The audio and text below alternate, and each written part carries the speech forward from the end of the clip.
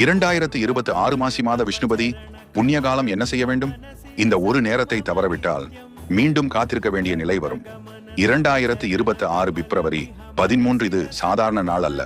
அன்று சரியாக இரவு 1 மணி முதல் விஷ்ணுபதி புண்ணிய காலம் ஆரம்பமாகிறது. விஷ்ணுபதி என்பது சூரியன் ஒரு ராசியிலிருந்து மற்றொரு ராசிக்கு மாறும் சங்கராந்தி நேரம். இந்த நேரம் தெய்வீக ஆற்றல் மிகுந்த புண்ணிய காலம் என்று கருதப்படுகிறது. ஒரு வருடத்தில் 4 முறை வருகிறது.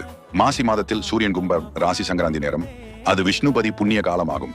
இந்த நேரத்தில் தானம், தர்மம், பித்ரு தர்ப்பணம் செய்தால் பல மடங்கு பலன் கிடைக்கும். இந்த நேரத்தில் ஓம் நமோ நாராயணாய 108 முறை கூறலாம். அல்லது விஷ்ணு சஹஸ்ரநாமம் பாராயணம், துளசி மாலை சமர்ப்பணம், அன்னதானம் அல்லது சிறிய உதவி செய்தால் செல்வ வளம், குடும்ப அமைதி, பித்ரு தோஷ நிவர்த்தி, லட்சுமி கடாட்சி பல மடங்கு கிடைக்கும் என்று சாஸ்திரம் சொல்கிறது. இரவு 1 முதல் விஷ்ணுபதி புண்ணிய காலம் ஆரம்பமாகிறது. ஆனால் அந்த நேரத்தில் பெரும்பாலான கோவில்கள் திறந்திருப்பதில்லை.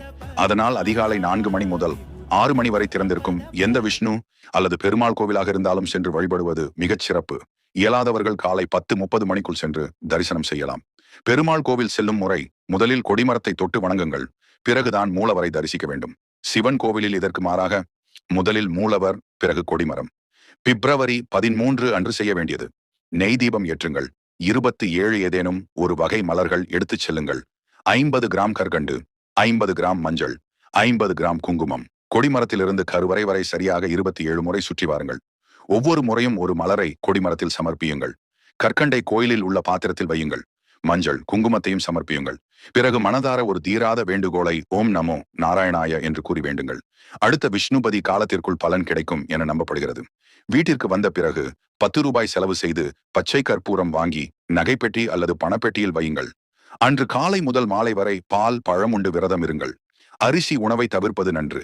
ஏகாதசி அன்று பாவங்கள், தீய சக்திகள் போன்றவை அரிசியில் தங்குவதாக ஐதீகம். அதனால் அன்று அரிசி உணவை தவிர்ப்பது நன்று. விரதம் மேற்கொள்ளுபவர்கள் அதனை உண்டால் விரதத்தில் பலனில்லாமல் போய்விடும் என கூறப்படுகிறது. இதை மனதார செய்தால் மகாலட்சுமி கடாட்சி உங்கள் இல்லத்தில் நிலைக்கும் என்று நம்பப்படுகிறது. இந்த அரிய விஷயத்தை தவறவிடாதீர்கள். இந்த வீடியோவை லைக் செய்யுங்கள். செல்வ சங்கந்தா பக்தி சேனலை சப்ஸ்கிரைப் செய்யுங்கள். கமெண்டில் ஓம் நமோ நாராயணாய என்று பதிவு செய்யுங்கள்.